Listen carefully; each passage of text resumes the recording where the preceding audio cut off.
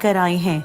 एक समय युधिष्ठिर महाराज भगवान श्री कृष्ण से कहने लगे, हे भगवान, भाद्रपद शुक्ल एकादशी का क्या नाम है, इसकी क्या विधि है तथा इसका महत्व कृपा करके मुझे कहिए।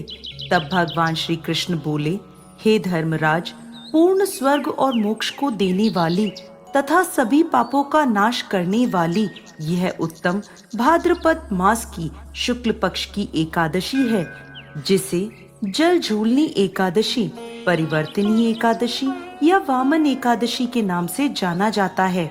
अब मैं आपको इस वामन एकादशी की व्रत कथा सुनाता हूँ, ध्यान पूर्वक सुनिए। एक समय भक्त प्रहलाद के पौत्र तथा विरोचन के पुत्र राजा बलि दैत्यों के राजा थे, जिन्होंने अपने पराक्रम से तीनों लोकों पर आधिपत्य कर लिया था। हालांकि उनमें अपने दादा के समान दानवीरता के भी गुण थे, लेकिन असुर कुल से होने के कारण उनमें अहंकार बहुत था। उन्होंने अपने गुरु शंकराचार्य की सहायता से 100 यज्ञों का आयोजन करवाया, जिसके पूर्ण होते ही वह सदा के लिए देवराज इंद्र के आसन पर विराजमान हो जाते। जब उन्होंने 99 यज्ञ पूर्ण कर लिए, तब देवराज इंद्र सभी देवताओं के साथ भगवान विष्णु के पास सहायता मांगने उनके धाम वैकुंठ पहुंच गए। वहां जाकर देवराज इंद्र ने भगवान श्री हरि को सारी समस्या बता दी और कहने लगे कि यदि बलि ने 100वां यज्ञ पूर्ण कर लिया तो उसका अंत करना असंभव हो जाएगा। इसलिए धर्म की रक्षा के लिए आपका धरती पर अवतार लेना अति आवश्यक है। तब भगवान श्री हरि विष्णु ने स्थिति की गंभीरता को समझते हुए पृथ्वी पर अवतार लेने का निश्चय किया। जब राजा बलि अपने गुरु शंकराचार्य के साथ 100वें यज्ञ का आयोजन करने जा रहा था, तभी वहां भगवान विष्णु एक छोटे कद वाले ब्राह्मण के रूप में अवतार लेकर आए तथा दान मांगने की इच्छा प्रकट करने लगे। राजा बलि अपनी दानवीरता के लिए प्रसिद्ध थे, इसलिए उन्होंने यज्ञ शुरू करने से पहले उस बटुक ब्राह्मण को दान देने का निश्चय किया।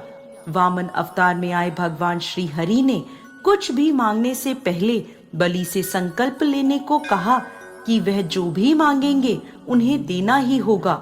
राजा बलि को अपनी धन संपत्ति तथा शौर्य पर अहंकार था। इसी मद में वह संकल्प लेने लगे। उसी समय उनके गुरु शुक्राचार्य ने वामन अवतार में आए श्री हरि को पहचान लिया और बलि को चेतावनी देने लगे कि वह संकल्प ना लें तथा यज्ञ की शुरुआत करें। किंतु राजा बलि अपने अहंकार में चूर था। अपनी दानवीरता से वह पीछे नहीं हटना चाहता था। उन्होंने अपने गुरु से कहा कि वह अपने द्वार पर आए किसी भी ब्राह्मण को खाली हाथ नहीं भेज सकते। तीनों लोकों के स्वामी भगवान विष्णु ब्राह्मण की स्त्री अपने पति उनके द्वार पर एक याचक के रूप में आए हैं, तो वह कैसे मना कर सकता है। ऐसा कहकर राजा बलि ने संकल्प ले लिया। संकल्प लेने के बाद उन्होंने ब्राह्मण से अपने लिए कुछ मांगने को कहा। तब वामन अवतार में भगवान श्री हरि ने अपने लिए 3 पग धरती मांगी, जिसे राजा बलि ने स्वीकार कर लिया। बलि के स्वीकार करते ही भगवान विष्णु के वामन अवतार ने अपना रूप अत्यधिक विशाल कर लिया तथा संपूर्ण ब्रह्मांड में फैल गए। वामन रूप में श्री हरि ने अपने एक पैर से संपूर्ण पृथ्वी को नाप दिया तथा दूसरे पैर से स्वर्ग लोक को नाप दिया। अब तीसरा पग रखने के लिए कोई जगह शेष नहीं बची थी, क्योंकि वह राजा बलि की संपूर्ण भूमि इत्यादि ले चुके थे। इसलिए उन्होंने राजा बलि से पूछा, अब तुम अपना वचन कैसे पूरा करोगे। यह सुनकर राजा बलि का अहंकार चूर चूर हो गया तथा उन्होंने तीसरा पग रखने के लिए अपना मस्तक आगे कर दिया। तब वामन रूप में भगवान ने अपना तीसरा पग राजा बलि के सिर पर रखकर उसका अभिमान भंग कर दिया और यह सिद्ध किया कि उनके समान कोई भी बड़ा नहीं है। इसके साथ ही वामन अवतार में श्री हरि राजा बलि से बहुत प्रसन्न हुए तथा उन्होंने भविष्य में उन्हें इंद्रलोक प्रदान करने का वरदान दिया। इसके बाद उन्होंने राजा बलि को पाताल लोक भेज दिया तथा स्वर्ग का शासन इंद्रदेव को सौंपकर भगवान श्री हरि में समा गए। भगवान